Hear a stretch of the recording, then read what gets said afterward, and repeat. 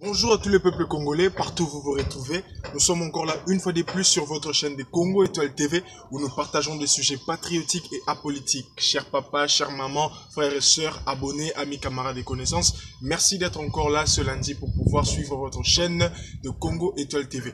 Alors, nous avons dit que tout le reste du mois de juillet, nous allons parler un peu de l'histoire du Congo, juste d'une manière brève, question de vous donner envie de faire plus de recherches, de connaître qu'est-ce s'est-il passé exactement dans ces années-là que l'on entend citer, qu'est-ce s'est-il passé pour qu'on arrive où nous sommes aujourd'hui, pourquoi il y a ça, pourquoi il n'y a pas ceci, voilà. Alors, dernièrement, on a parlé de l'histoire précoloniale et aujourd'hui, nous allons parler de l'histoire coloniale. En fait, il y a eu des Blancs, des Portugais, des Anglais qui sont venus explorer l'Afrique, découvrir une nouvelle terre. Il y a notamment David Livingstone, Henry Morton Stanley, Diego Cao. Tous ces gens-là, après avoir découvert notre terre fertile, l'Afrique, ils sont allés dans leur continent pour faire un rapport. Et en novembre 1884 jusqu'en février 1885, les grandes puissances de l'Europe se sont réunies. Ils se sont réunis pour pouvoir parler de l'Afrique et se départager l'Afrique, ce qu'on appelle notamment la conférence de Berlin. Et nous, notre pays, la République du Congo, a été donné à la Belgique, précisément au roi belge qui en détenait comme propriété privée. Le roi s'appelait Léopold II. Donc en 1885 jusqu'en 1908, la République du Congo, qui s'appelait à l'époque État indépendant du Congo, était la propriété privée du roi belge Léopold II. À Norsanango, Oyalingi, donc il faisait ce qu'il voulait. Et d'ailleurs, lui, il s'est préoccupé plus de la question économique, de ses intérêts économiques. Pourquoi? Parce qu'à l'époque, beaucoup plus dans la province de l'Équateur, on coupait les mains de gens. Je vous ai laissé en description un lien pour vous ramener vers la vidéo où on parlait de ça, où on vous parle un peu plus de ces phénomènes-là de couper les mains des Congolais parce que simplement la production de caoutchouc était faible. Donc c'est un peu ça, voilà.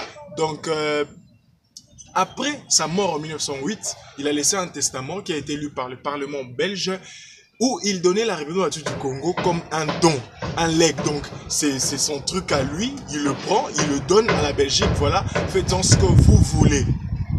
Et voilà comment on a donné le Congo à la Belgique par un autre Belge qui en détenait comme propriété privée 2 345 410 km², mais une seule personne l'utilisait comme sa maison, sa chambre, et à sa mort, il le donne à son pays comme un don, voilà, le don, un sac, je vous donne, utilisez ça.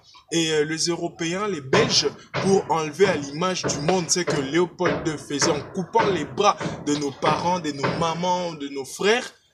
Ils ont voulu exploiter l'agriculture. Ils ont voulu exploiter autre chose que les caoutchoucs. Et comment ça se passait? Il y avait le roi belge qui avait la supervision du pays avec un gouverneur général qui était assisté par 9 autres gouverneurs de 9 autres provinces de l'époque.